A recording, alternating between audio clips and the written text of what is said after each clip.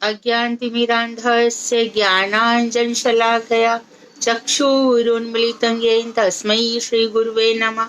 नमो महावदन्याय कृष्णप्रेमप्रदायते कृष्णाय कृष्णचैतन्य नाम्ने गौरतुषे नमः। हे कृष्ण करुणा सिंधु दीनबंधो जगतपते गोपेश गोपिका कांत राधा कांत नमोस्तुते। तप्त कांचन गौरांगी राधे वृंदावनेश्वरी वृषभानुसुते देवी प्रणमामि हरिप्रिये।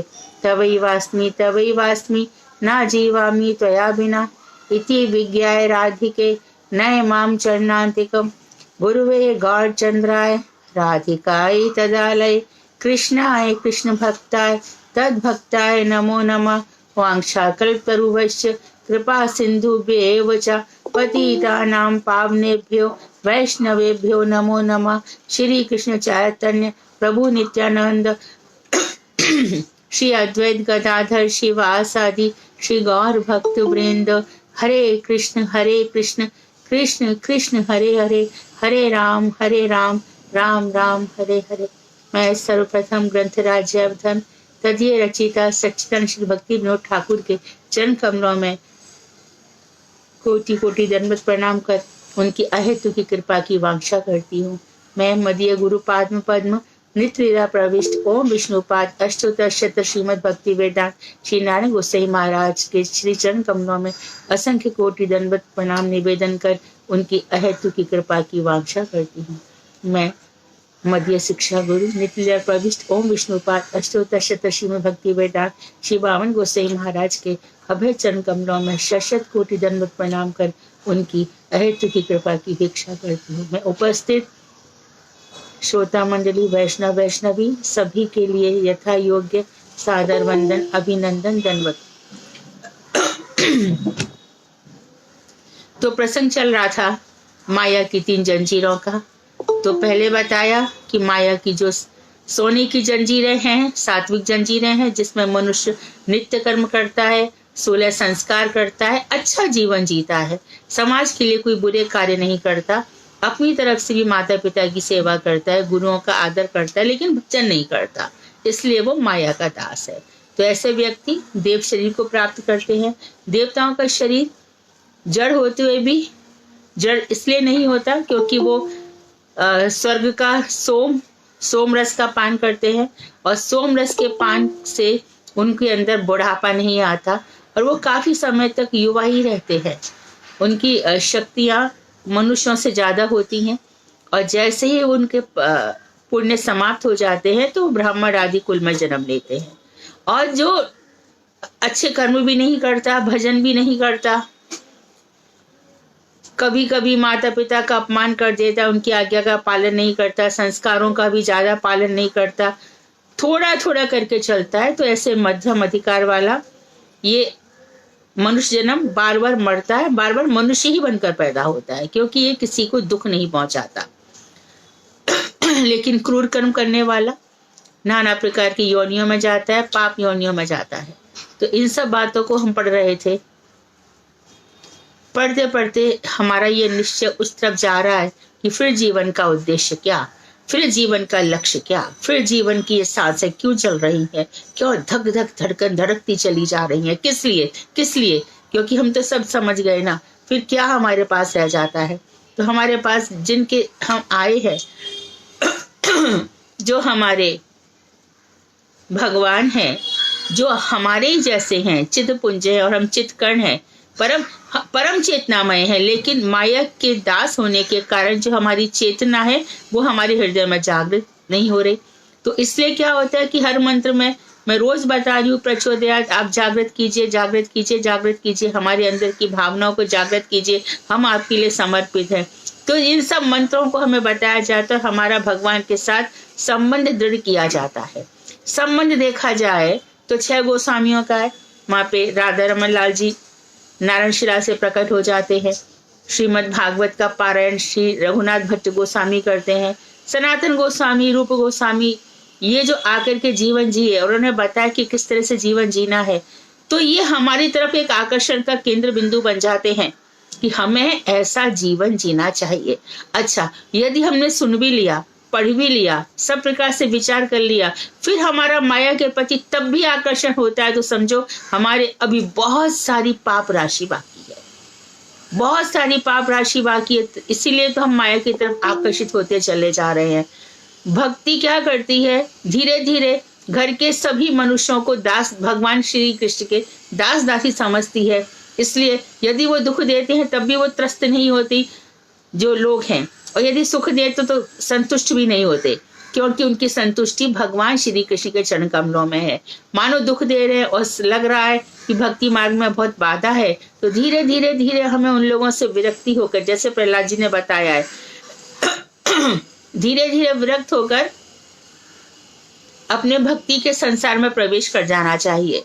और मानो वो हमारी भक्ति में बाधा नहीं दे रहे, वो लोग भी भजन कर रहे हैं, तो साथ मिलकर के भजन करना चाहिए।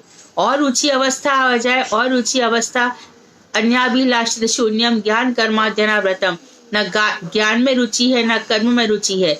इसका ये मतलब नहीं है कौन सा ज्ञान, तत्पदार्थ का ज्ञान, तुम पदार्थ का ज्ञान, तू कौन है, तत् वह भगवान कौन है, उन दोनों के बीच का तुम वही है, तुम वही है, जो ऐसे ज्ञान है, ऐसे ज्ञान के लिए मना किया है, मायावादी ज्ञान के लिए। लेकिन ये जो हम पढ़ाई कर रहे हैं, सूक्ष्म शरीर का ज्ञान, ये सब भक्ति के अंग हैं, इनके लिए मना नहीं है। भक्ति के अंग को छोड़ करके और प्रकार का जो ज्ञान है, मुझे चाणक्य दर्शन भी पता चल जाए, मुझे बौद्ध दर्शन भी पता चल जाए, मुझे शंकर जी के विषय में भी सारा पता चल जाए, और जितने भी प्रकार के धर्म है, जैन धर्म है, ये सब मुझे जानकारी मिल जाए, क्या हो जाएगा उससे? जब हमारे गुरु वैष्णव आचार्य कह रहे हैं कि इनमें कुछ भी नहीं है, इनको काट पीट के रख डाला उन्होंने, तो भी यदि हमारी रुचि होती है तो समझो कि अभी भक्ति मार्ग दूर है। भक्ति मार्ग में प्रवेश करने के लिए जो बेसिक चीजें हैं, बेसिक शिक्षाएं हैं, वही बहुत मजबूत है। तो आगे और भी बाबा जी से प्रश्न कर रहे हैं, ब्रजनाथ आगे पूछ रहे हैं। आपने बहुत ही सुंदर प्रश्न है, बहुत ही सुंदर, बहुत सुंदर प्रश्न है। आपने कर्म को अनादि क्यों कहा है? कर्म अनादि है। अरे हम तो समझते हैं कि जब मनुष्य जन्म लेता है तभी कर्म होता है। अनादि जिसका कोई प्रारंभ भी नहीं है। ध्यान रहे, जीव, कर्म और भगवान। हरे कृष्णा दीदी। हाँ, थोड़ा सा आगे हो गया दीदी, यहाँ से था कि ब्रजनाथ जब पूछते हैं ना, एक पेज पीछे 290 पे, यदि अच्छा। माया देवी जीव स्वरूप को केवल सूक्ष्म शरीर द्वारा ही आच्छादित करती, यहाँ से करना है। Okay, thank you. यदि माया देवी जीव स्वरूप को केवल सूक्ष्म शरीर द्वारा ही आच्छादित करती, तो क्या उनका उद्देश्य पूरा नहीं होता? तो वो कह रही है कि जब स्थूल शरीर से मायाबद्ध जीव की सारी आयु स्थूल शरीर के ही पोषण में निकल जाती है, और यदि ऐसा होता कि स्थूल शरीर ही नहीं होता, तो जो सूक्ष्म शरीर द्वारा ही आच्छादित हो जाता सब जीव स्वरूप, तो क्या माया देवी का उद्देश्य पूरा नहीं होता?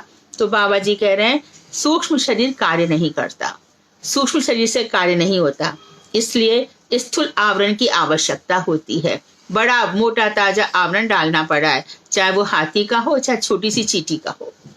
स्थूल शरीर से जो कार्य किए जाते हैं उनसे सूक्ष्म शरीर में वासनाएं पैदा होती हैं। मन उन वासनाओं का भोग करने के लिए उपयोगी स्थूल शरीर की प्राप्ति होती।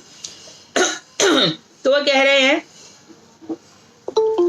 मन इच्छाएं करता है, मन काम नहीं कर सकता। काम कौन करता है? स्थूल शरीर।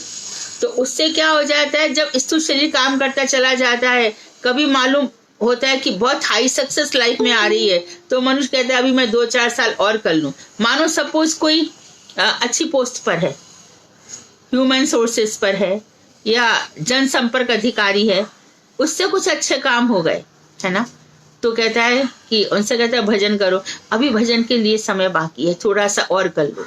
तो उसको सफलता मिल रही है तो संसार में और घुसता चला जाता है। तो यही बता रहे हैं कि उनसे सूक्ष्म शरीर में फिर क्या हो जाता है, और ये वासनाएं पैदा होती है। फिर उन्हीं वासनाओं को लेकर के वो फिर अगला जन्म लेता है, और फिर वो उसी की तरफ चला जाता है, वापस वहीं चला जाएगा।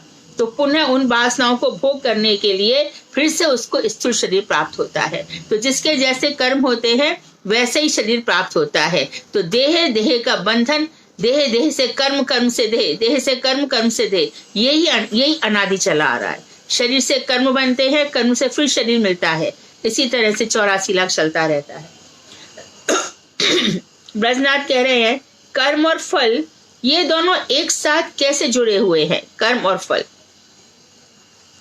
तो कह रहे हैं कि जो पर्यालोचक हैं, मीमांसक हैं, जो हर चीज की एनालिसिस करते हैं, उनका कहना है कि वास्तव में फलदाता ईश्वर नामक कोई पदार्थ नहीं है, ईश्वर एक कल्पित पदार्थ है। ये कौन कह रहे हैं? मीमांसक, यानी पूर्व मीमांसा करने वाले जैमिनी कर्म को ही सब कुछ मानते हैं। कौन सा ग्रंथ है ये? षड दर्शन में से एक दर्शन है पूर्व मीमांसा। तो उसके लिए कहा जा रहा है कि ईश्वर करके कोई चीज नहीं होती, किए गए कर्मों में से एक तत्व उत्पन्न होता है जिसे अपूर्व कहते हैं। इस चीज को भी समझ लो, ये भक्ति की परिभाषाएं हैं। अभी हम आगे बढ़ते चले जाएंगे तो टर्मिनोलॉजी शुरू हो जाएगी। जैसे कि उज्जवल नीलमणि भक्ति रसामृत सिंधु में पहले परिभाषा दी गई है, फिर उदाहरण दिए गए हैं, तो भक्ति विनोद ठाकुर इसमें भी ऐसे ही करेंगे। तो एक चीज और है अपूर्व। अपूर्व मतलब क्या? ये अपना अपूर्व भोग रहा है, अनादि, जिसका कोई आदि नहीं है। क्या हुआ? उसने जो कर्म किए, कर्म से उसका फल बन गया। इसी अपूर्व को लेकर के वो जीता है और इसी अपूर्व के साथ मर जाता है, फिर उसी अपूर्व को लेकर के जीने लगता है। तो एक तत्व है किए गए कर्मों से जिसे अपूर्व कहते हैं। ये अपूर्व ही समस्त कर्मों का फल दान करता है। तो अपूर्व क्या होता है? धीरे धीरे सारे कर्म इकट्ठे हो जाते हैं। यहाँ पे आशय भी कह सकते हैं, संस्कार भी कह सकते हैं। ये सब एक हो जाता है, फिर अगले जन्म में जो कुछ उसने किया कराया है उसका फल हम भोगते हैं। आज जो हम करके आए हैं, आज हम जो फल भोग रहे हैं, अगला जो जन्म है उसके इसका बीच का जो सेतु है, ब्रिज है, वो हमारे कर्म से हम चल रहे हैं। तो उस कर्म से चलते चलते ये सेतु कहाँ पे जाके रुकेगा? जहां तक कि हमारी वासनाएं रहेंगी, हमें फिर से वो शरीर मिल जाएगा। लेकिन ये वासनाएं क्षत विक्षत हो जाती है, जीर्णशील हो जाती हैं, धराशायी हो जाती हैं, तब मनुष्य इनको आत्मसात नहीं करता। इन वासना को समझता है ये मेरे मन को घायल कर रही हैं, आहत कर रही हैं। जो मन मेरा भगवान श्री कृष्ण में लगना चाहिए था, वहां पर ये क्या हो रहा है? नहीं, मैं अपना ऐसा उपहास नहीं होने दूंगा, मैं कृष्ण से दूर नहीं जाऊंगा, मैं इन वासनाओं के फेर में नहीं पड़ूंगा, ये वासनाओं का जाल, इसमें मैं कभी नहीं फंसूंगा। तो उसकी स्थिति और अच्छी हो जाती है। आज जो हम थोड़ा बहुत भी भजन कर रहे हैं या इस मार्ग की तरफ मुड़ रहे हैं, तो डेफिनेटली हमने पिछले जन्म में बहुत अच्छी सुकृतियां कर ली हैं, जिससे इस जन्म में हमें ये महामंत्र मिला है और हम इसका पोषण कर रहे हैं। तो यह अपूर्व भी समस्त कर्मों का फल दान करता है, यानी धीरे धीरे हमारे कर्मों से अपूर्व बन जाता है और ये अपूर्व से हमें, तो जब हम ये शरीर जन्म लेता है, ये तो ठीक है कि 25-26 पदार्थ हैं शरीर के, है ना, पंच महाभूत, पंच सूक्ष्म महाभूत या तन्मात्रा, शब्द रूप रस गंध स्पर्श, 11 इंद्रियां, मन बुद्धि अहंकार, फिर प्रधान प्रकृति, प्रधान ईश्वर। लेकिन इसके साथ और एक चीज है, ये तो शरीर बन गया, शरीर का ये संघात बन गया, लेकिन शरीर भोग क्या रहा है? अपने कर्मों को। तो मनुष्य काल कर्म और प्रकृति स्वभाव, तो इनका स्वभाव से तो कोई रिलेशन नहीं है शरीर का, लेकिन वो काफी जन्मों से अपना एक स्वभाव बना लेता है। बचपन से कोई मारकाट पसंद करता है, कोई सबके साथ हंसता बोलता है, कोई किसी से कुछ कह दो उसको फर्क नहीं पड़ता, आनंद से हंसता रहता है, कोई जरा सी बात पे।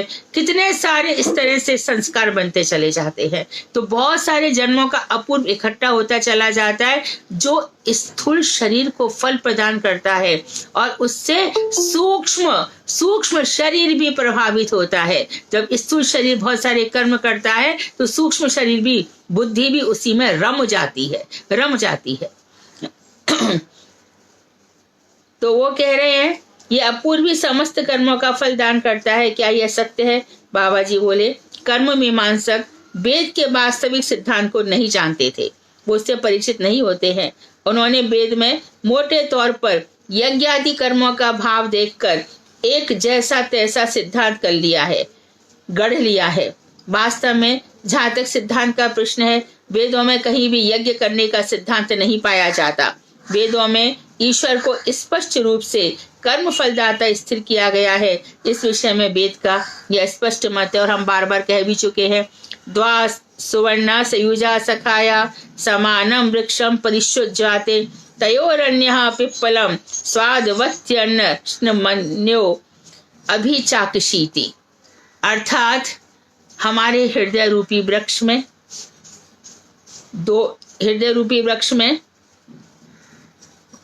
दो बैठे हैं। एक तो क्षीरोदशाई, क्षीर सागर में जो शयन करते हैं, है ना, 3 विष्णु है ना। कारण अर्णवशाही जो इस विश्व की रचना करते हैं माया की तरफ देख करके। फिर गर्भोदशाही जो ब्रह्मा जी को पैदा करते हैं। और तीसरा पुरुष है क्षीरोदशाही अंतर्यामी पुरुष जो हम सबके हृदय में विराजमान है। पर एवरी पर्टिकुलर पर्सन के अंदर इंडिविजुअल रूप से विष्णु विराजमान है। इसलिए हमारे अंदर 2 जीव हैं, एक जीवात्मा, एक परमात्मा। तो पुरुष और जीव इस अनित्य संसार रूप पीपल के वृक्ष के ऊपर सखा की तरह वास करते हैं। क्यों? सब कोई, जब कोई प्रश्न आता है तो क्या कहा जाता है? अरे अंतरात्मा की आवाज सुनो, वो क्या कह रही है। तो अंतरात्मा कौन है? यही क्षीरोदशाही पुरुष। इन दोनों में से एक अर्थात जीव अपने कर्म के अनुसार उस वृक्ष के फल को भोग रहा है, चख रहा है, और दूसरा अर्थात परमात्मा उन फलों का उपयोग न कर साक्षी स्वरूप केवल देख रहा है। इसलिए जब हम दृष्टा बन जाते हैं तो हम भी परमात्मा हो जाते हैं, क्योंकि वो भी वही कर रहे हैं। जो कुछ जीवन में आ रहा है शांत भाव से देखते रहो। कोई चिल्लाया, संग में चिल्ला दिए। कोई रो गया, संग में रो गए। कोई हंस दिया, नहीं, हमारे अंदर सिंपैथी होनी चाहिए। काय के लिए होनी चाहिए? कहीं पे कुछ हो गया, अरे बाप रे क्या हो गया? अरे वो अपने कर्मों का फल भोग रहा है। किसी के घर में बड़ा उत्सव हो रहा है, जश्न मनाया जा रहा है, बड़ी खुशियां है, तो वो तो चाहेगा नहीं कि दूसरा भी हंसे। और नहीं हंसोगे तो वो कहेगा कि हमसे ईर्ष्या हो रही है। हम काय को हंसे और काय को रोए? वो तेरा जीवन है, तू कुछ भी कर। तो कभी भी इन चीजों से इम्प्रेस नहीं होना चाहिए। कोई मर गया, कोई जी गया, ऐसी सब चलता है। पिता देख कर आता है, पिता अपने पिता को, मैंने पहले भी बताया था, पिता अपने पिता का दाह संस्कार करता है और घर में आके देखता है कि मेरा पुत्र उत्पन्न हुआ है या मेरा नाती उत्पन्न हुआ है। तो जन्म मरण का खेल तो हम देख रहे हैं ना। और जन्म से लेकर मरण तक हम अपूर्व भोग रहे हैं, जो पिछले जन्मों में बहुत साथ इकट्ठा हो गया है। और यदि ये समझ लिया जाए कि एक साथ ही भोग लिया जाए, नहीं, इसके लिए इतने करोड़ों जन्मों से इकट्ठा किया है तो एक ही जन्म में भोग नहीं हो सकता। हाँ, हो सकता है यदि भक्ति आ जाए तो। जो मंत्र है वो इस सारे भोग को काट सकता है, लेकिन यदि मंत्र नहीं जपा गया तो भोग चलता रहेगा। और जपना भी कैसा होना चाहिए? हम मंत्र जप रहे हैं, ये एक प्रकार का जप है, और बिना जपे भी, अजपा भी जब चल रहा है, वो महानतम स्थिति है। 1 सेकंड भी हमारी सांस नहीं रुक रही, सेकंड के फ्रैक्शन भी, अंदर बाहर हरे कृष्ण चल ही रहा है। हमारे हृदय की हर धड़कन के साथ ये मंत्र चल रहा है। ये होता है अजपा जप, और यही सच्ची स्थिति है। तो जब हम कहते हैं कि मंत्र सिद्धि हो रही है, वो महात्मा बहुत सिद्ध हैं, तो क्या सिद्ध महात्मा का मतलब क्या है? कि ऐसी मंत्र सिद्धि हो गई है कि वो सत्य काम हो गए हैं, सत्य संकल्प हो गए हैं। वो जो इच्छा करेंगे तुरंत पूरी हो जाएगी। अभी हम तो ऊपर से कर रहे हैं ना, इसलिए हमारे पास ये सब ऑप्शंस नहीं है। इच्छा करें पूरी हो जाएगी, ये होगा वो हो जाएगा। यद्यपि नाम अपना काम करेगा, पेट में गोली डाली है, टैबलेट, वो अपना काम करेगी, चाहे जानबूझ के डाली चाहे बिना जाने डाली। इसी प्रकार से जो पिछले जन्म में करे आयो वो भोग भोगने ही पड़ेंगे, चाहे ना चाहे। इसलिए भक्ति सुकृति से भी उत्पन्न हुई भक्ति खंडित हो जाती है, और दुष्कृति से उत्पन्न हुई भी खंडित हो जाती है। दुष्कृति से बहुत सारे भोग भोगने पड़ते हैं, हाय मरा मरी, यही सब होता रहता है। और सुकृति से भी मेरे पास ये पैसा है, मेरे पास ये पैसा है, मेरे इतने शेयर्स हैं, इतनी जमीन है, इतना ये सब है, ये सब जो होता है ना, इससे भी भक्ति नष्ट हो जाती है। तो अब वो कह रहे हैं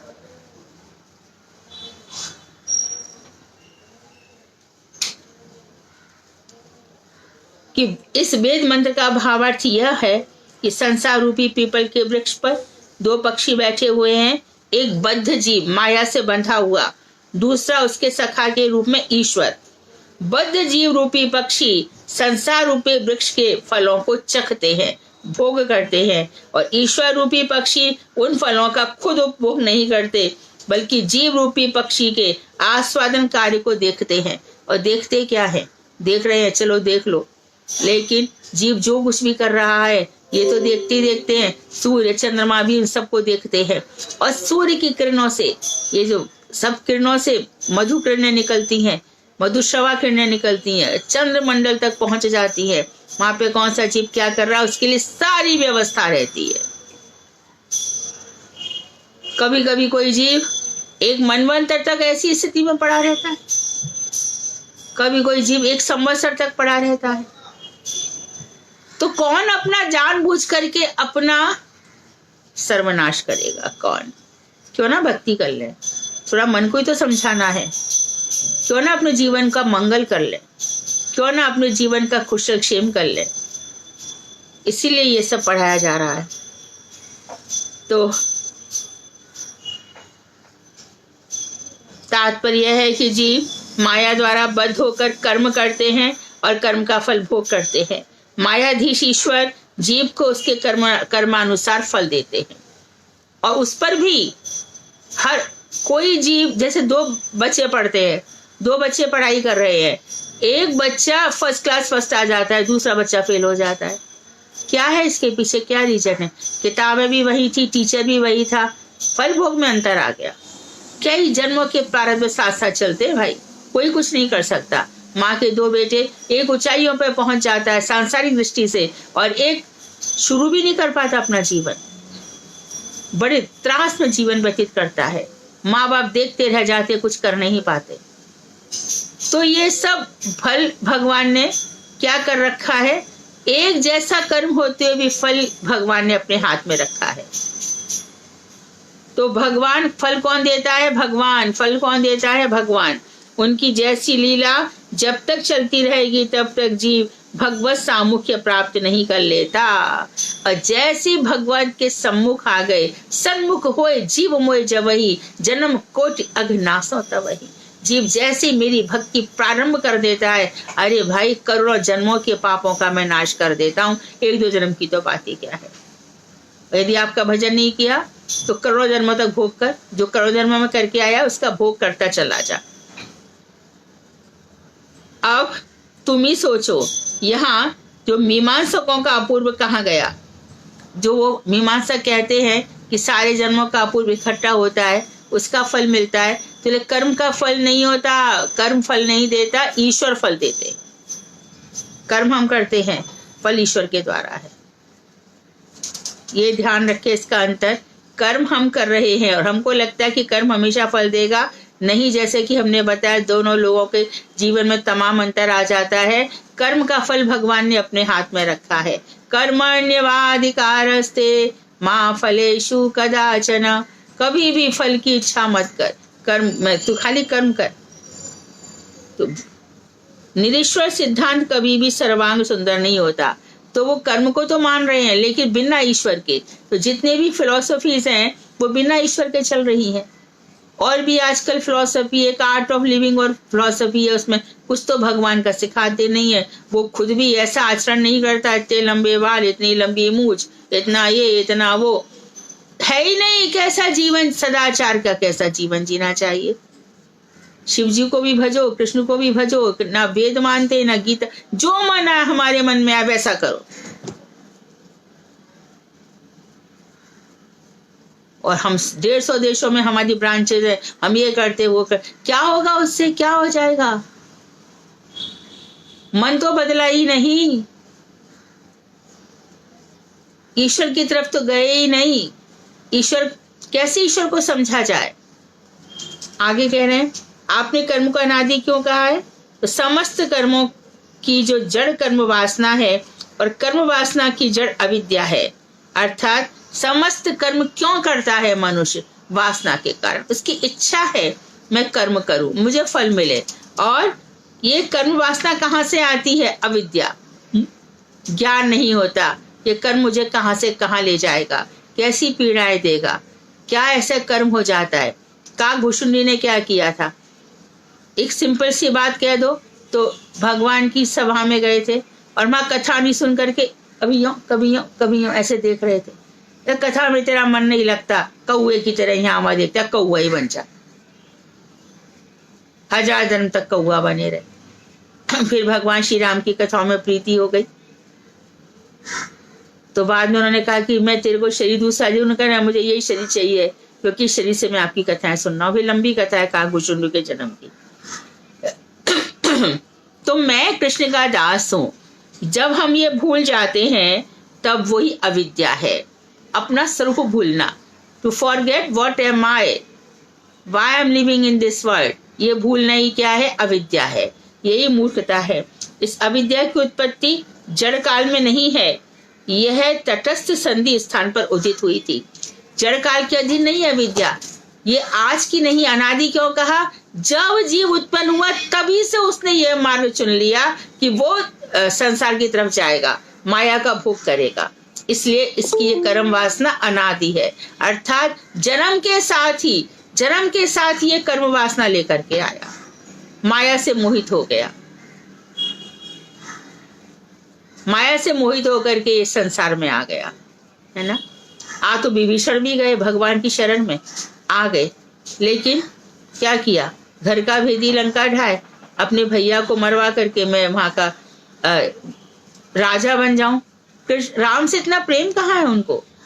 ये तो प्रेमी भक्तों में राम का नाम नहीं आता। और जरा ये तो बताओ कि जब कोई भक्त बनना चाहते तो कोई विभीषण जैसा बनना चाहता है क्या? नहीं ना। तो भक्ति में भी यदि प्रीति नहीं है भगवान की तरफ पूरी की पूरी, भजन रस में बताया ना, भक्ति के अंग शरणागति हो, प्रपत्ति हो, आत्मनिवेदन हो, पूरी की पूरी जब ऐसा हो जाता है कि कृष्ण मेरी हर वक्त रक्षा करेंगे, मैं कृष्ण का दास हूं, उनके लिए जो कुछ मेरा था मैंने समर्पण कर दिया, ये यदि भावना रही तो भजन शुरू होगा। पूरा तो अपने पास रख लिया, हे भगवान ये कर देना, 100 रुपया चढ़ा दूंगा, 1000 चढ़ा दूंगा, मंदिर में प्रसाद लगवा दूंगा, ये भजन नहीं है भाई, ये भजन नहीं है। तो वही बता रहे हैं कि तटस्थ अनादि क्यों है? जब मनुष्य तटस्थ शक्ति पे था, तटस्थता से निकल रहा था, तभी माया की तरफ आकर्षित हो गया। माया उसे थपेड़े मारती है, वो बदलता नहीं है। इसलिए कोई दुख भोग रहा है, सुख भोग रहा है, ये उसकी कर्म वासना है। हम क्यों उसमें इतने आसक्त हो जाए? और उसकी कर्म वासना ही हमको कहती है ऐसा कर, वैसा कर, ये कर, वो कर। तू कौन है हमसे कराने वाला? और क्यों मैं सुनूं? ऐसे होना चाहिए। तो माया और अविद्या में क्या अंतर है ये उन्होंने बताया। तो बाबा जी कह रहे माया कृष्ण की शक्ति है। श्री कृष्ण ने इस माया शक्ति के द्वारा जड़ ब्रह्मांड की सृष्टि की है, और जो बहिर्मुख जीव हैं, भगवान की तरफ नहीं है, उन जीवों को शुद्ध करने के लिए माया शक्ति को एक्टिवेट किया है, उनको क्रिया शक्ति बना, पूरी क्रिया दे दी है माया। माया पूरा काम कर लेती है। माया की 2 प्रकार की वृत्तियां हैं, अविद्या और प्रधान। अविद्या वृत्ति जीवनिष्ठ है और प्रधान जड़निष्ठ है। प्रधान से समस्त जड़ जगत उत्पन्न हुआ है। प्रधान कह लो या प्रकृति कह लो। मया अध्यक्ष प्रकृति सूयते चराचर जगत, चाहे प्रधान कहा जाए चाहे प्रकृति कहा जाए, सारा जगत उत्पन्न हुआ है। और अविद्या से क्या उत्पन्न हुआ है? कर्म वासना। तो माया की 2 चीजें हैं, एक तो उसका तत्व है प्रधान जिससे जगत उत्पन्न हुआ, और अविद्या क्या है? जिसमें जीव की कर्म वासना पैदा हुई। माया के और भी 2 प्रकार के विभाग हैं, विद्या और अविद्या। इन दोनों का संबंध जीव से है, अर्थात ये दोनों, ये जो है ना माया, ये वाली माया जीवनिष्ठ है। अविद्या वृत्ति से जीव का बंधन होता है और विद्या वृत्ति से जीव की मुक्ति होती है। सा विद्या या विमुक्त है। विद्या तो वही होती है जो जीव को मुक्त करे। अपराधी जीव, तो अपराधी कौन है? जो अपने ही बाप को भूल करके, श्री कृष्ण को भूल करके, परम पिता परमात्मा को भूल करके कृष्ण उन्मुख होता है। अपराधी जीव जिस समय कृष्ण उन्मुख होता है उस समय उसके अंदर विद्यावृत्ति की क्रिया आरंभ हो जाती है, तब अविद्या मिट जाती है और विद्यावृत्ति आरंभ हो जाती है। परंतु जब तक वह श्री कृष्ण को भूला हुआ होता है तब तक उसके अंदर अविद्या वृत्ति की क्रियाएं चलती रहती है। तो अविद्या कहाँ से क्या क्या काम करा लेती है, बहुत निंदनीय काम करा लेती है। फिर उसको पता ही नहीं चलता कि सही गलत क्या है। सब सही है, ये भी सही है, वो भी सही है। एक बहुत यहाँ पे ऐसे मैं नाम नहीं लूंगी पर बिरला फैमिली के हैं, कुछ भी हो क्या फर्क पड़ता है, ये भी सही है, उसको ऐसे भी जीने दो, उसकी ऐसी इच्छा ऐसे भी जीने दो, फिर तो सभी तरह से जीने दो, फिर कुछ सही गलत रहा ही नहीं। ये अविद्या है, ये अविद्या है। परंतु जब तक वह श्री कृष्ण को भूला हुआ होता है तब तक उसके अंदर अविद्या वृत्ति की क्रिया चलती रहती है। ब्रह्म ज्ञान आदि क्रिया विद्या वृत्ति की ही क्रिया विशेष है। और जब ब्रह्म ज्ञान के प्रति हम आकर्षित होते हैं, सबसे जो मूल श्लोक है ब्रह्मेति परमात्मेति भगवान इति शब्दते, जब ये समझ में आ जाता है ना तो ये विद्यावृत्ति हमारी प्रारंभ हो जाती है। जो श्रीमद् भागवत में कहा गया, जो शास्त्र शिरोमणि है, शास्त्रों में श्रीमद् भागवत जैसा ग्रंथ कोई नहीं है, तो वहां पर कह रहे हैं कि अरे भैया कृष्ण ही ब्रह्म है, कृष्ण ही परमात्मा है, कृष्ण ही भगवान है। तो ब्रह्म क्या है? अरे भगवान की नख की जो चंद्रिका है वो ही ब्रह्म बन के चमक रही है। ब्रह्म कुछ नहीं है, ब्रह्म भगवान का गुण है। उनके नाखूनों की जो चंद्रिका है चांदनी, उनके अंग की ज्योति है, वो ब्रह्म है। और परमात्मा क्या है? परमात्मा वो सभी के हृदय में विराजमान है। तो योगी उनका ध्यान करते हैं।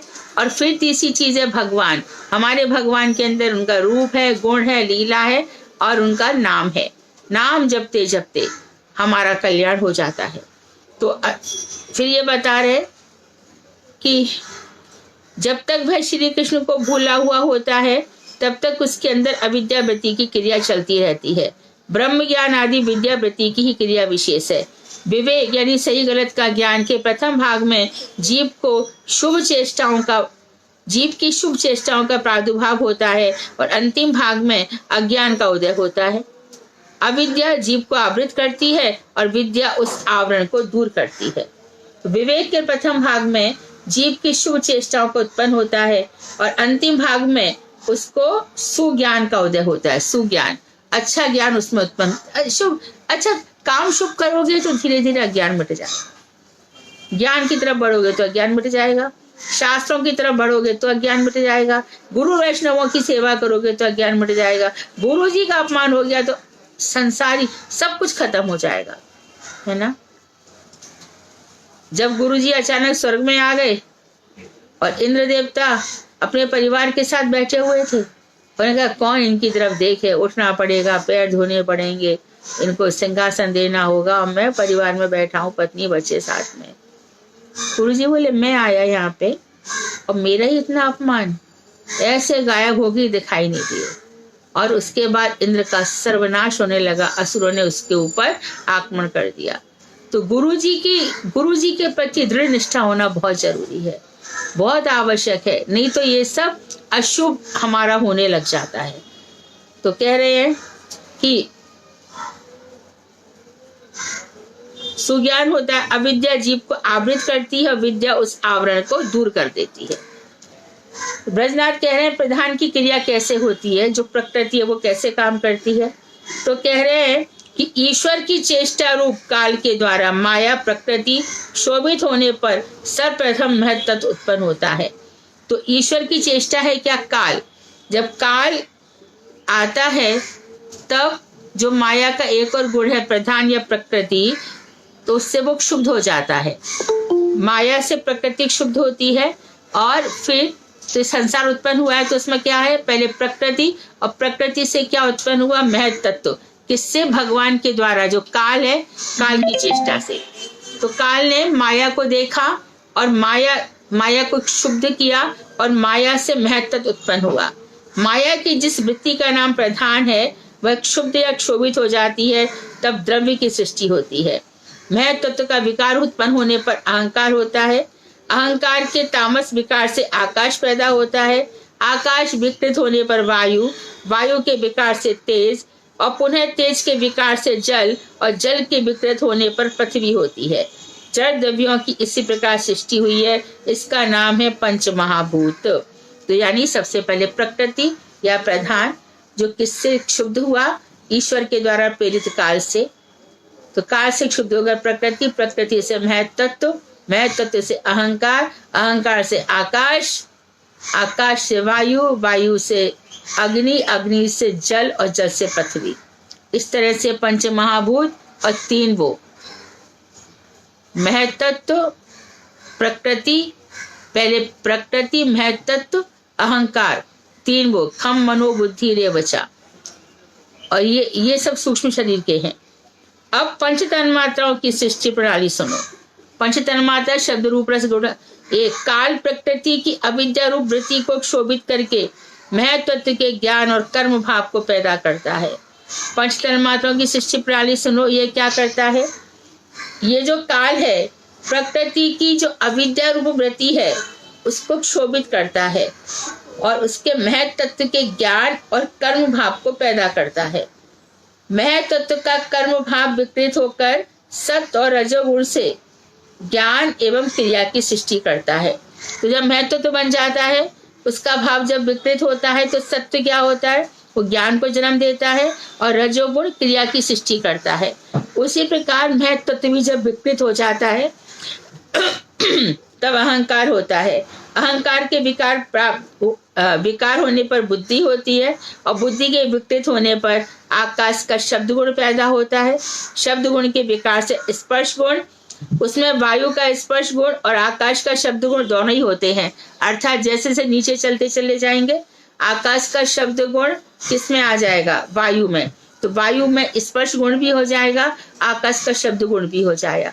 वायु से अग्नि तत्व निकलता है, अग्नि में फिर तेज भी हो जाएगा, आकाश का शब्द गुण भी आ जाएगा, वायु का स्पर्श गुण भी आ जाएगा।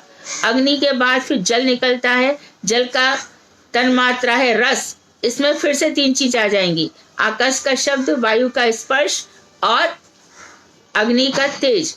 अंत में पृथ्वी, पृथ्वी की जो गंध है, गंध उसका गुण है, उसमें पहले के चारों गुण आ जाएंगे। इस तरह से चलते हैं। तो आकाश का शब्द गुण दोनों ही होते हैं। इसमें प्राणी में ओज और बल की सृष्टि होती है। स्पर्श गुण विकृत होने पर तेज पदार्थ में रूप, स्पर्श और शब्द तीन गुण हो जाते हैं। उस गुण को काल द्वारा विकार होने पर उसमें रस, रूप, स्पर्श और शब्द गुणों का प्रादुर्भाव होता है। इस विकार से पृथ्वी में गंध, रस, रूप, स्पर्श और शब्द पांचों गुण पैदा होते हैं। इस विकार क्रिया में चैतन्य रूप पुरुष की यथा योग्य सहायता होती है। वो उनकी सहायता होती है, मतलब क्या? ईश्वर ने जो सृष्टि बनाई है ऐसी रहे। अब ये उन्होंने स्थूल शरीर बनाया, स्थूल शरीर के बाद बता भी दिया ये पंच महाभूत पंच तन्मात्रा रहेंगी, ये इस तरह से सबके शरीर में काम करेंगी, चाहे वो कोई भी क्यों ना हो। तो मुख्य चीज क्या रही? हमारी इच्छाएं, हमारे कर्म, ये सबका एक जैसा। चाहे इसको पॉलिटिकल रूप में समझाओ, हिंदू, मुस्लिम, सिख, ईसाई, हम सब है भाई भाई। अरे तेरा खून तो एक है, तुम क्यों नहीं भाई भाई हो? ऐसे करके कैसे भी समझाओ, शरीर तो ऐसे ही बनता है। मूल चीज है कर्म, विद्या और अविद्या।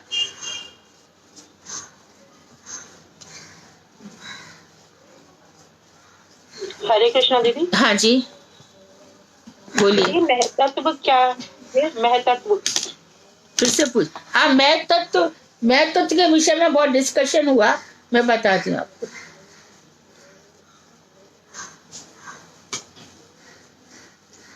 प्रकृति से महत्त्व आता है, ठीक है। कहते हैं महत्त्व एक बहुत झीना सा पर्दा सा होता है। का गुरुदेव थे, मैं थी तुम्हारा से काफी डिस्कशन चला कि महत्त्व होता क्या है। प्रकृति और अहंकार के बीच में एक महत्त्व होता है, पतला सा झीना सा। कहीं कहीं पर महत्त्व को हृदय भी कह दिया गया है, कहीं कहीं पर ऐसे भी। लेकिन इसको इतना ही समझना चाहिए बस, इसका कहीं भी किसी प्रकार से और वर्णन नहीं मिलता। पूरा वेदांत मैंने पढ़ा, पूरा श्रीमद् भागवत पढ़ा, इतना जरूर आता है कि प्रकृति के क्षोभ होने पर महत्त्व हुआ, महत्त्व से अहंकार हुआ, अहंकार से बुद्धि हुई, बुद्धि से मन हुआ। इस तरह से तो वर्णन आता है, लेकिन इसमें यही बताया गुरुदेव ने, पतला सा झीना सा ये रहता है। जैसे प्रकृति एक पदार्थ है, इसी प्रकार से महत्त्व है। लेकिन ये अहंकार का जन्म दाता है। अहंकार के बीच में, प्रकृति और अहंकार के बीच में पर्दा। हाँ, एक छीना सा पर्दा है, यानी कि खाली डिफरेंस किया जा सके, बस इतना ही डिफरेंस करने के लिए। अहंकार 3 प्रकार का होता है, वैकारिक, तेजस और तामस। ये सृष्टि प्रक्रिया बता रहे हैं। वैकारिक अहंकार से द्रव्यों की उत्पत्ति होती है। तेजस अहंकार से 10 इंद्रियां पैदा होती हैं। इंद्रियां 2 प्रकार की होती हैं, 5 कर्मेंद्रियां, 5 ज्ञानेंद्रियां। आंख, कान, नाक, जीभ और त्वचा ये 5 ज्ञानेंद्रियां हैं। वाक, पाणी, पाद, पायु, उपस्थ ये 5 कर्मेंद्रियां हैं। इस प्रकार महाभूत और सूक्ष्म भूत यानी तन्मात्रा, शब्द, रूप, रस, गंध, स्पर्श, ये सब एकत्रित होने पर कोई भी कार्य नहीं होता जब तक कि उनमें अनुचित जीव प्रवेश नहीं करता। तो शरीर का संघात बन जाए, इंद्रियां आ गई, सब कुछ आ गया, लेकिन यदि इसमें जीवात्मा प्रवेश नहीं करेगी तो कुछ भी नहीं करेगा। तो इसी प्रकार से जब जीव 10 दिन का बेर की गुठली के बराबर हो जाता है, तो जैसी आत्मा आती है उसके ऊपर आत्मा के साथ ही सूक्ष्म शरीर भी आ जाएगा और धीरे धीरे उसको ढकने के लिए स्थूल शरीर भी आ जाएगा और धीरे धीरे बढ़ता रहेगा। कोई बच्चा 7 महीने का हो जाता है, तो समझो कि बच्चे की जो कैपेसिटी है उतनी ही है, उसकी पोटेंसी उतनी ही है। जो माँ के जो इश्यूज थे, वो सेल्स थे, वो इतना ही काम करते हैं। कितने ही तो हमारे अंदर सेल्स हैं, कोशिकाएं हैं। बच्चा गर्भ अवस्था में मर जाता है, उसका वैसे ही संस्कार होता है, उसके अंदर ताकत ही नहीं होती, तो जीता मरता रहेगा, जीता मरता रहेगा। ये ऐसे लोग जीवन में पूरा नहीं कर पाते, फिर कहाँ चले जाते हैं, कहाँ खो जाते हैं इस ब्रह्मांड में। जो इसके लिए रो रही थी वो भी कहाँ चली जाती है।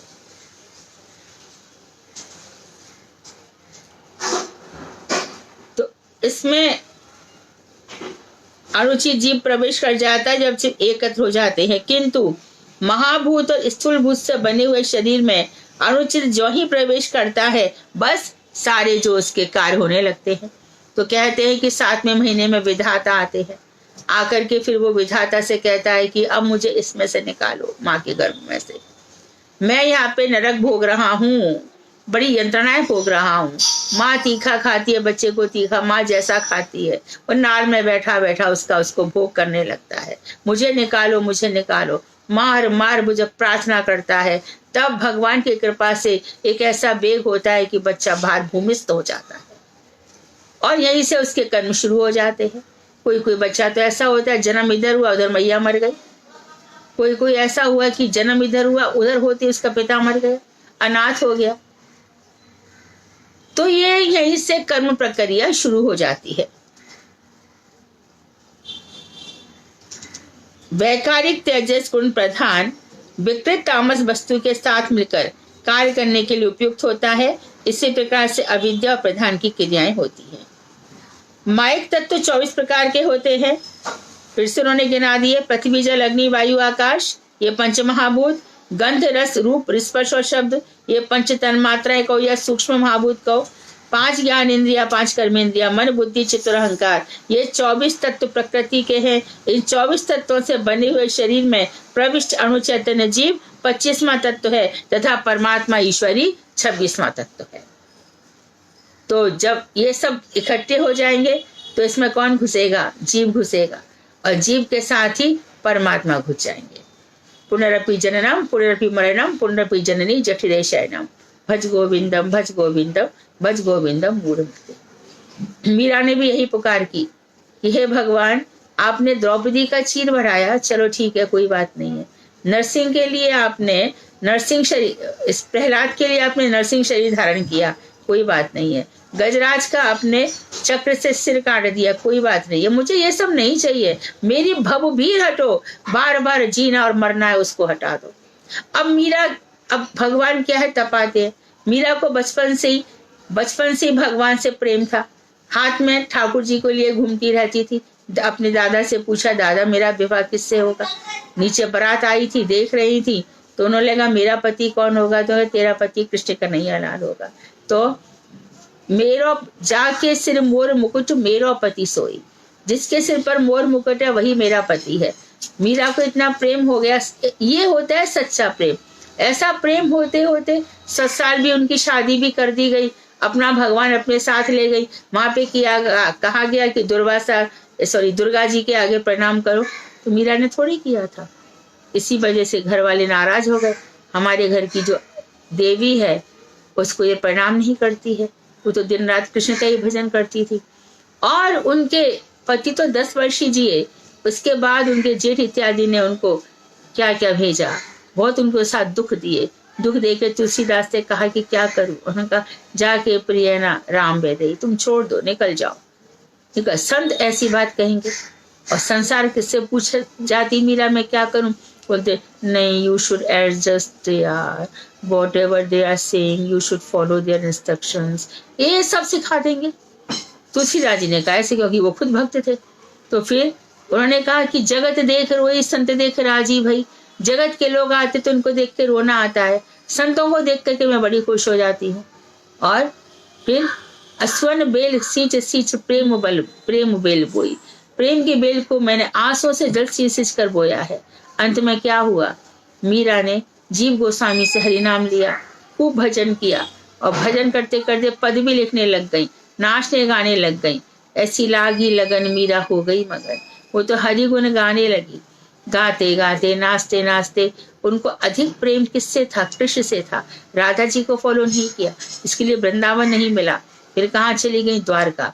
द्वारका में रणछोड़ जी का मंदिर है, जो गर्भगृह में अंदर की तरफ रणछोड़ जी का मंदिर है। देखते देखते उसमें समा गई, थोड़ा सा चीर भार रह गया पुजारी के लिए।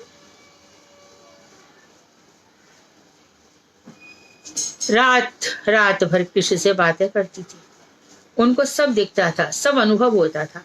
ऐसे कितने ही हैं अष्टछाप के जो सखा हैं, हमारे चक्रवर्ती ठाकुर। चक्रवर्ती ठाकुर की महिमा देखो, स्वकीय रस और परकीय विचार। उन्होंने परकीय रस की स्थापना करनी चाहिए। अरे परकीय रस में क्या तकलीफ है, भागवत जी तो वही कह रही है, तुम अपना सिद्धांत कहां से ले आए। भागवत में साफ कहा गया है, जार भावेन संगता पति सुतान्वत। जो गोपियां थी अपने पति पुत्र को छोड़ करके भगवान से मिलने गई, और कैसे गई, जार बुद्धया, जार बुद्धि से, यानी अपना पति होते हुए भी जार ही बिगड़ करके अभी यार बना है, जार बुद्धि से मिली। तो चक्रवर्ती ठाकुर यही कह रहे थे, रसस्तु परक्याम रसस्तु परक्याम रसस्तु, परक्या भाव में रस है, रस है। लोग विरोधी हो गए उनके, कैसी बातें करता है, अरे शास्त्र को तू ऐसा उल्लंघन कर रहा है, भागवत जैसे शास्त्र का स्वकीय विचार नहीं करता, ये बातें कहाँ लिखी है, ये प्रूफ कर, ऐसे कर। तो चक्रवर्ती ठाकुर एक दफे सुबह जा रहे थे, लोग उनको मारने के लिए आए, तो वो देखो भक्ति की ऊंचाई देखो, वो मंजरी स्वरूप बन गए, लाली बन गए। और फिर वो लोग उसी लाली से पूछने लगे, तुमने अभी यहाँ पे चक्रवर्ती विश्वनाथ चक्रवर्ती जा रहा था, देखा क्या उसको। लाली बोली हाँ अभी तो कहीं गया होगा, हमने देखा था। और देखते देखते फिर से चक्रवर्ती ठाकुर बन गए। तो भगवान तो रक्षा के लिए खड़े, हम भगवान पे भरोसा नहीं करते।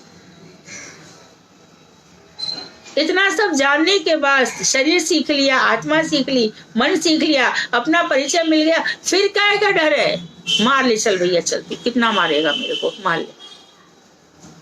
सारा संसार पड़ा है भक्तों की रक्षा के लिए। फिर भागवत में क्या, मेरे को तकिया के लिए क्या, मेरे ये क्या बोलते हैं इसको, हाथ का तकिया नहीं हो जाएगा, खाने के लिए लोगों की भिक्षा नहीं मिल जाएगी। कोई नहीं कहता ऐसा जीवन जियो, परंतु डरो मत, ऐसा कहा जाता है। माँ भाई शास्त्र कहते डरो मत। तो ये 24 तत्व हो गए। अनुचैतन्य जी 25वां। ब्रजनाथ बोले 3.5 लंबे शरीर में सूक्ष्म शरीर का भाग कितना है और स्थूल शरीर का भाग कितना है, सूक्ष्म शरीर कितने अंशों में है और स्थूल शरीर कितने अंशों में है, एवं इस शरीर के किस भाव में जीव चैतन्य वास करता है, कहाँ पे वास करता है। तो बाबा जी ने कहा कि 5 महाभूत, 5 तन्मात्राएं, 10 इंद्रियां, यह सब स्थूल शरीर है। मन बुद्धि चित्त और अहंकार यह सूक्ष्म अर्थात लिंग शरीर है। और जो मैं और मेरा है, जो मिथ्या अभिमान करते हैं, झूठा अभिमान करते हैं, तथा उस मिथ्या अभिमान के कारण जो अपने स्वरूप से भ्रष्ट हो गए हैं, वे जीव चैतन्य है। तो वे जीव चैतन्य है, वे अत्यंत सूक्ष्म और जड़ीय देश काल और गुणों से अतीत होते हैं। वो बहुत सूक्ष्म होते हैं, देश काल और गुणों से अतीत होते हैं, इसलिए अत्यंत सूक्ष्म होने पर भी सारे शरीर में उनकी सत्ता व्याप्त होती है। जो मन है उसकी सत्ता सारे शरीर में व्याप्त है। मेरा मन है कि उठ करके मैं भगवान के आगे नृत्य करूं, तो मेरा अंदर के पैर भी नृत्य करेंगे, इसमें क्या है। मेरी बुद्धि है कि मैं वहां जाऊं तो मेरा पूरा शरीर ही जाएगा। मेरे चित्त के अधिष्ठाता वासुदेव है, उनको जाकर के दर्शन करके आऊं तो पूरा शरीर ही मेरा काम करेगा। तो ये सब में व्याप्त है, इसलिए अत्यंत सूक्ष्म होने पर भी उनकी सत्ता व्याप्त रहती है। ये वेदांत आ गया। हरिचंदन बिंदु, शरीर के किसी भी एक देश में एक स्थान पर हरिचंदन की एक बिंदु भी लगाओ तो सारे शरीर को सुख मिलता है। एक बिंदु यहाँ पे लगा दो, सारे शरीर में एक इत्र की गंध कान में लगा ली, सारे शरीर में उसकी सुगंध महसूस होती है। इसी प्रकार अणुमात्र में जीव भी समस्त शरीर का क्षेत्रज्ञ और सुख दुख का अनुभव करता है। तो क्षेत्रज्ञ कौन हो गया?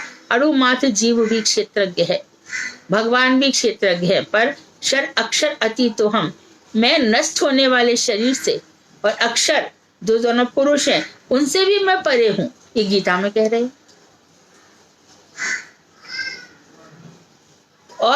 और क्या होता है? सुख दुख का अनुभव करता हूं। तो सुख दुख का अनुभव कौन कर रहा है? मैं। लेकिन जब ये सुख दुख मन मनाभव हो जाते हैं, भगवान श्री कृष्ण में मिल जाते हैं, तब ये सुख दुख का अनुभव नहीं होता। तो आगे कह रहे हैं कि यदि जीव कर्म का और सुख दुख का अनुभव करता ठहरता है तो ईश्वर का कर्तृत्व कहाँ रहा? तो कहते हैं जीव हेतु करता है, इसको समझाना पड़ेगा, तो कल लेते हैं। मेरा ऐसा विचार है कि जितने भी प्रश्न ब्रजनाथ ने किए उतने ही प्रश्नों के उत्तर आप लोगों को तैयार हो जाएंगे। जैसे ही हमारा भाग खत्म हो जाएगा तब हम एक दिन ऐसी क्लास रख लेंगे। जितने प्रश्न ब्रजनाथ ने किए हैं उसकी मैं प्रश्न करूंगी, आप लोग उत्तर दोगे। वांशाकल्पतरु वैश्य कृपा सिंधु वेवचा पतितानां पावनेभ्यो वैष्णवेभ्यो नमो नमः।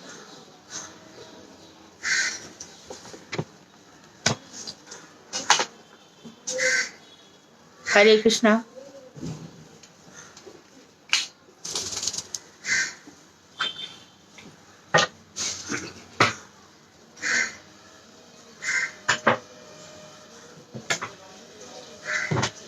हरे कृष्णा। हरे कृष्णा दीदी। हाँ जी। हरे कृष्णा दीदी। हाँ दीदी, पंच महाभूत और पंच तन मात्रा, इनका आपस में कोई रिलेशन है क्या? रिलेटेड है ना। ठीक है। 26। हाँ, आकाश का गुण है शब्द, वायु का स्पर्श, अग्नि का तेज, जल का रस, पृथ्वी का गंध। ये सब जो है ना अपने अपने विषयों की तरफ भागते हैं। तो हमारे शरीर में ये पांचों तत्व है। हाँ जी। ये मतलब ये जो पंच महाभूत हम बता रहे हैं, पृथ्वी जल अग्नि वायु आकाश, हाँ। ये धर्म है। जैसे हमने पढ़ा था ना पीछे के स्वरूप एक धर्म होता है, तो हाँ। ये धर्म है मतलब ना। नहीं, हमारे शरीर के तत्व है, धर्म क्या है? तत्व है, शरीर मिलके बनता है ना। आकाश हमारे शरीर में सबसे ज्यादा पार्ट, हमारे शरीर में 80% जल का है ना। और जो त्वचा है वो पृथ्वी का पार्ट है। नाक के अंदर जगह है, कान के अंदर जगह है, मुंह के अंदर जगह है, ये सब आकाश है। वायु से हम सांस ले रहे हैं, आकाश हो गया, वायु हो गया, जल हो गया, पृथ्वी हो गई, और क्या बचा? आकाश, वायु, तेज, अग्नि, जल, वायु, तेज, आकाश। हाँ, और तेज जो बचा अग्नि। हाँ, अग्नि हमारे पेट में जो हम प्रसाद है, हम जो उसको ग्रहण करते हैं उसको पचाती है। ठीक है दीदी, ठीक है। हाँ, ये इस तरह दीदी जी। हाँ जी।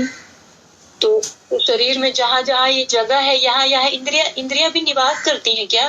ये इंद्रियां है ना हमारी, हाथ पैर, हाँ, ये सब इंद्रियां तो हैं। ये शरीर में जगह है जहाँ पे ये निवास करती हैं, कोई स्थान है इनका? नहीं, जो जहाँ पर है, जहाँ पर उंगली, हाथ, इंद्रियां यहीं पर रहेंगी। खाली मन इनका अनुभव करता है। मानो कोई अपंग पैदा हो जाता है, उसके हाथ नहीं चल रहे, तो क्या करेगी इंद्री? इंद्री की तो खुद की शक्ति नहीं है, उसको शक्ति मिल रही है अणु चैतन्य से। तो ये सब जो खेला, मतलब ये लीला शुरू हुई, ये जो हम लोगों का ये अहंकार से शुरुआत हुई है ना। ये जो गुण है उसमें जो भी अविद्या वृत्ति है, अहंकार से ऊपर कुछ भी नहीं था ना ये सब चीजें। तटस्था शक्ति से ये संगात तो मिलेगा, शरीर एकत्र तो सब जगह मिलेगा। तटस्था शक्ति से ये शुरू हो गया। अहंकार से महत तत्व से अहंकार आया, महत तत्व प्रकृति से आया, ये सब बन गया। लेकिन मुसीबत इसकी है मन की। अणु चैतन्य जीव को भगवान अच्छे नहीं लग रहे थे। सारी मुसीबत इसी चीज की है। संसार में एक बार भी देखा ही नहीं उनको, भगवान को देखा ही नहीं, मुड़ के एक बार भी नहीं देखा। नहीं देखा, नहीं तो वो इतने सुंदर हैं, इतने अद्भुत हैं कि उन देखने से तो उसकी सुकृति बन जाती ना। भगवान को देख के जितने भी पापी भी मरे रावण की सेना में अथवा ये शिशुपाल की सेना में, जो भी महाभारत में जो भी मरे, सबको अच्छी गति मिली है ना। भगवान के दर्शन हुए हैं तो एक बार भी झलक देख लेता तो उसके सारे पाप ताप मिट जाते जी। और आपने बताया विभीषण भक्त नहीं था राम का, था ना, लेकिन विभीषण तो भक्त था ही भगवान का, आया भी। लेकिन कौन व्यक्ति विभीषण जैसा बनना चाहता है बताओ? क्योंकि अभी आजकल तो उदाहरण देते हैं लोग, घर का बेदी लंका ढाए, यही तो कहते हैं, उन्हीं के ऊपर तो कहते हैं लोग ये बातें। वही तो विभीषण आए, भगवान के साथ रहे, लेकिन हमें हमेशा यही रहा कि ये पता नहीं क्या करने आया है ऐसा। विभीषण के मन में तो था भक्ति भगवान की, तभी तो वो पूरी लंका के बीच में रहेगी भी उनकी भक्ति किया उन्होंने। हाँ की, लेकिन वो आइडियल थोड़ी बने किसी के लिए। जानी ना जाए निशाचर माया, काम रूप के ही कारण आया। जैसी वो आए तो लक्ष्मण जी या कौन जामवंत बोले, राक्षसों की माया कुछ समझ में नहीं आती, ये क्यों आया कुछ जानते नहीं है। तो विभीषण आए थे और आकर के उन्होंने भगवान की भक्ति की, भगवान के सपोर्ट में खड़े रहे। लेकिन फिर भी कोई व्यक्ति ऐसा थोड़ी जो विभीषण जैसा बनना चाहता है। हाँ अरे ये तो ऐसी साधारण सी बात है, कोई सिद्धांत नहीं है। जनरली हम कहते हैं ऐसा। प्रहलाद जी सबके आइडियल है, असुर तो वो भी है।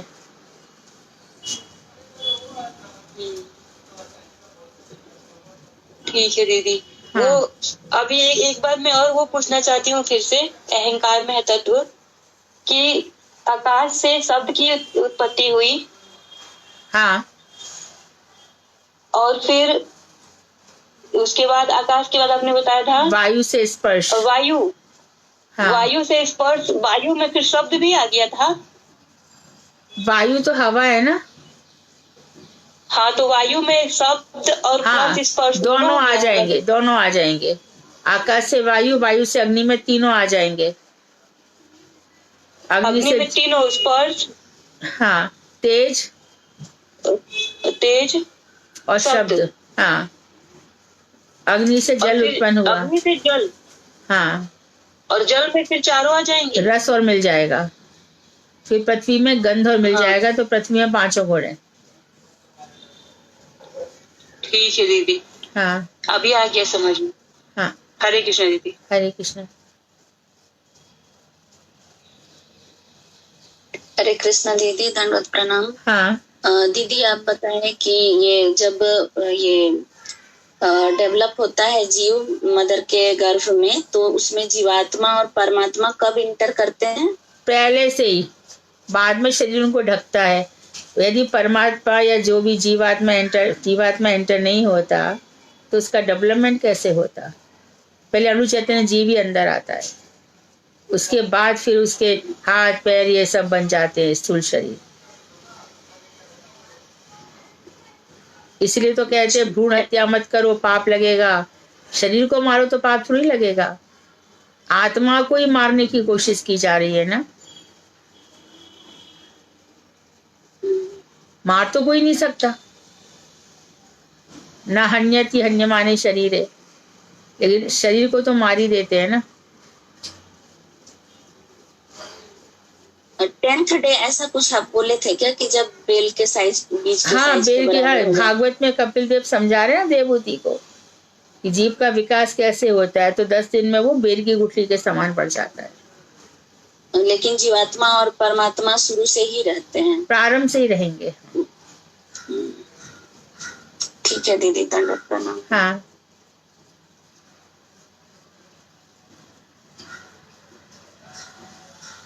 और कोई? हरे कृष्ण दीदी, दंडवत प्रणाम। हाँ, दीदी आपने ये जो अपूर्व बोला ना कि ये जो फल है हमारे कर्मों के फल, उनको भोगने के लिए ही अपूर्व, उसके लिए ही हमारा गठन होता है। ये मीमांसा मतलब कहते जो हैं, ये वैष्णव सिद्धांत नहीं है, ये जैमिनी का सिद्धांत है। हाँ, अच्छा, तो मतलब जो कर्म हमारे जो अधूरी इच्छाएं रहती हैं, हाँ, तो उनको भी ये अपूर्व बोला जाएगा, मतलब हमको उनको भोगने की इच्छा से ही हम जन्म लेते हैं। हाँ, ये जैमिनी ऐसा कहते हैं, लेकिन भगवान कर्मों का फल भगवान देते हैं, हमारे ऐसा कहते हैं। तो भगवान देखेंगे किस जन्म में इसको कौन सा कर्म देना है, इसका प्रारब्ध अभी खोला, तो वो अपूर्व कहते हैं। हमारे उस चीज को प्रारब्ध कहा जाता है। बहुत जन्मों से पूंजीभूत होकर प्रारब्ध एक तरफ इकट्ठा हो जाता है। फिर कुछ कर्म प्रारब्ध के, कुछ अप्रारब्ध अभी बनने वाले कर्म। तो अभी जो प्रारब्ध बन गया वो उसका खुल गया, उस प्रारब्ध को भोग रहा है। भगवान किस जन्म में कितना भोग करवाएंगे, दैट इज डिफरेंट पॉइंट। जी दीदी, जो अभी भक्त होंगे उनके जो भी वो कार्य करेंगे, उनके वो कैसे कर्म बनेंगे कि भक्ति में ही गिना जाएगा? वो भक्ति में गिना जाएगा। भक्तों में कोई कर्म दोष होता नहीं है। भक्तों का अपराध हो सकता है, नाम अपराध, वैष्णव अपराध, ये हो सकते हैं। कर्म उनके लिए इतना मायने नहीं रखता। जी दीदी, क्षिप्रम भवति महात्मा। एक और चीज पूछना था, ये क्षेत्रज्ञ और क्षेत्र, मतलब क्षेत्र मेरी समझ में ऐसा आ रहा है कि क्षेत्र जो होता है वो एक जीवात्मा होती है, नहीं, और इस जीवात्मा को जो समझते हैं वो क्षेत्रज्ञ होते हैं, ऐसा ही है कि गलत है? नहीं, ये शरीर है और जो क्षेत्रज्ञ है वो जीवात्मा है। अच्छा, शरीर क्षेत्र है और क्षेत्रज्ञ जीवात्मा। क्षेत्रज्ञ जीवात्मा है। धन्यवाद दीदी। हाँ, यही कुछ। हरे कृष्ण।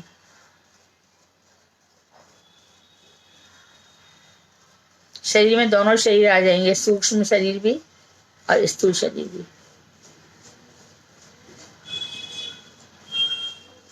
और कोई? तो आप लोग जितने प्रश्न ब्रजनाथ ने किए हैं और बाबा जी ने जो उत्तर दिए उनके लिए तैयार रहना। मैं ब्रजनाथ एक्ट करूंगी और आप लोग बाबा जी एक्ट करना, मुझे समझाना, मुझे बताना। पढ़ाई अपनी शुरू कर दें, नोट्स बनाना शुरू कर दें। विराम करूं? वांछा कल्पतरुभ्यश्च कृपा सिन्धुभ्येव च पतितानां पावनेभ्यो वैष्णवेभ्यो नमो नमः। हरे कृष्णा दीदी, दंडवत प्रणाम। हरे कृष्णा। हरे कृष्ण दीदी।